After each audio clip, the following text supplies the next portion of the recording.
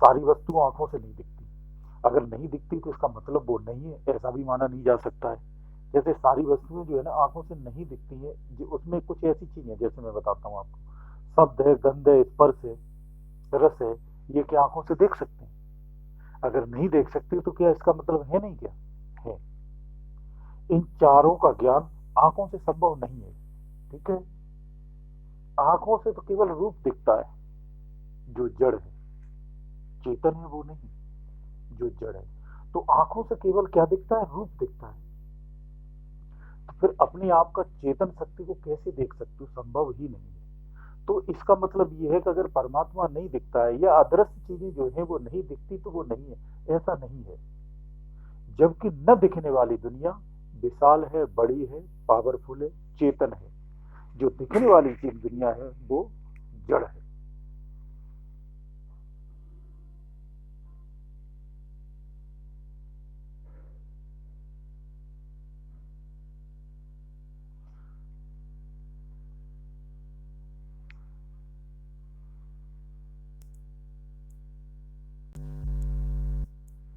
तो बात ये आ जाती है कि जो सबको देखता है वो देखने में कैसे आ जाएगा?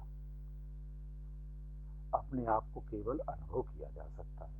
जीव सत्य है, अनादि है, अविनाशी है।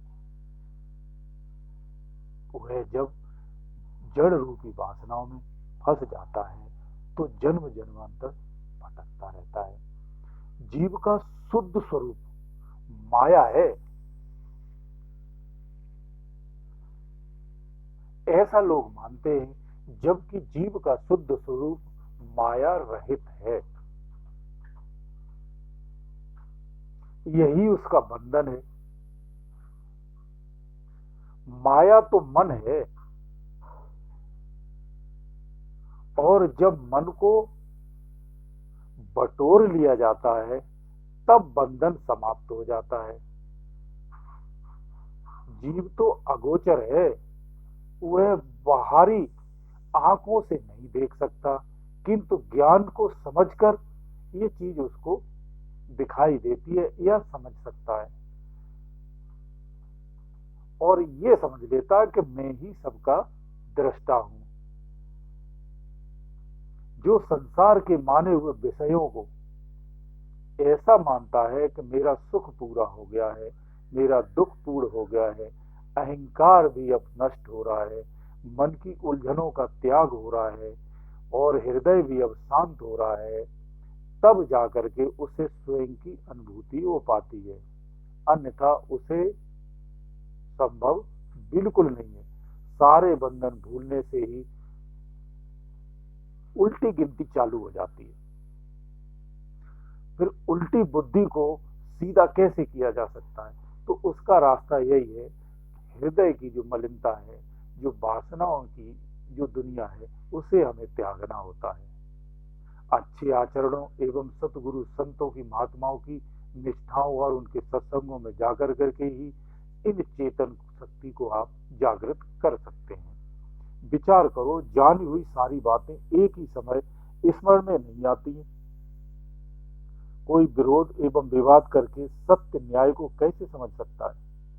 मन क्रोध रहित और शांत, निर्भय, निश्चित और निष्कपट एवं विषय रहित होगा, तभी व्यक्ति सत्य स्वरूप को समझ सकता है, अन्यथा नहीं। इन इंद्रियों के विषय और अन्य इंद्रियों से नहीं जाने जा सकते। जैसे नेत्र है, नेत्र से शब्द को नहीं जाना जा सकता है, कान से दृश्य को नहीं जाना जा सकता, परंतु सभी इंद्रियों से सारे विषयों का ज्ञान जीव को होता है, क्योंकि जीव चेतन है, जीव दृष्टा भी है। अतएव जीव सभी इंद्रियों पर स्वतंत्र है। इसीलिए जीव अज्ञानता के कारण, परंतु जीव जो है अज्ञानता के कारण इन प्रपंचों में फंसा रहता है। वो ये भूल जाता है कि इन सब पे शासक मैं ही हूं, मैं एक दृष्टा हूं, और मैं ही, मेरे ही द्वारा ये सब संचालित हो रहा है। होता क्या है कि जैसे एक बर्तन है, बर्तन में रखा हुआ भोजन बर्तन तो नहीं खाता ना, उसका भोग चेतन ही करेगा। ऐसे ही जीव है, जीव उसका भोग करता है, इंद्रियों के माध्यम से भोग करता, परंतु अज्ञानतावश वो खुद को भोगी समझ लेता है और इस शरीर रूपी काया को स्वयं का आकार मान लेता है।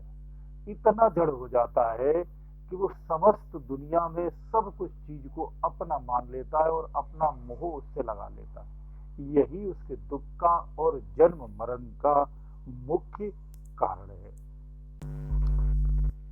कपड़े को पहना हुआ व्यक्ति कपड़ा नहीं है, इसी तरह से देह धारण किया हुआ व्यक्ति देह नहीं है। वो क्या है? जीव है, वो चेतन है।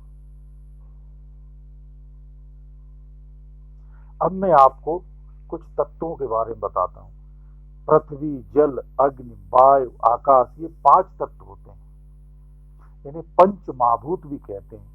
इनमें धर्म, गुण, क्रिया, शक्ति, मेल, आकार, ये 6 भेद भी होते हैं। वैसे 5 ही होते हैं, एक वो भी जोड़ दिया तो 6 भेद हो गए। पृथ्वी का धर्म है स्वभाव, ठोस रहना। जल का शीतलता स्वभाव है। अग्नि का स्वभाव है गर्म रहना। एवं वायु का स्वभाव है कोमल होना। आकाश का स्वभाव है शब्द उच्चारण करना। ये पंच महाभूत हैं। 5 तत्वों के परमाणु क्रिया भी है। इनकी क्रिया क्या है? पृथ्वी में धारण एवं गुरुत्वाकर्षण शक्ति होती है। जल में रसायन क्रिया करने की शक्ति होती है। अग्नि में दाहक जलाने की शक्ति होती है। वायु में तोड़फोड़ करने और उड़ाने की शक्ति होती है। आकाश में गर्जना की शक्ति होती है।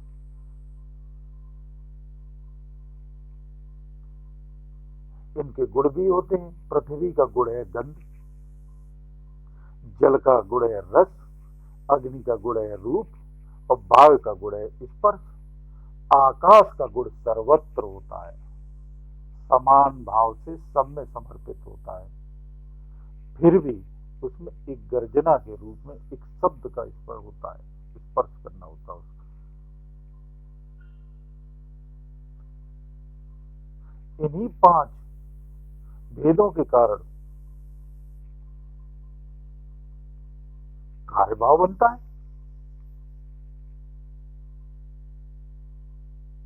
वैज्ञानिकों द्वारा माने गए 5 तत्वों को 4 समूह में बांट दिया गया। ठोस, तरल, व्यय, अपव्यय कहते हैं।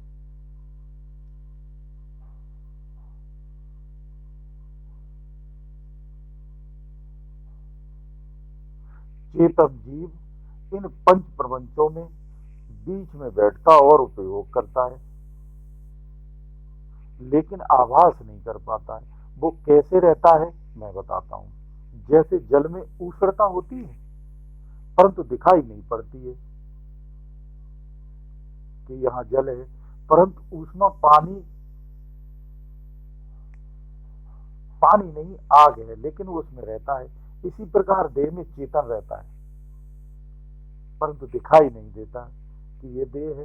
परंतु जीव देह नहीं है, जीव ज्ञाता है, ज्ञेय है, जड़ नहीं है। जीव का स्वरूप तो जड़ माया से अलग है। वो अज्ञानता के कारण अपने मन को भटकाता है, चित्त को भटकाता है और भटकता रहता है। जीव का स्वरूप तो पारस है। जब वह अपने आप को सबसे अलग रखकर जब खुद को देखता है तब उसका भवजाल नष्ट हो जाता है।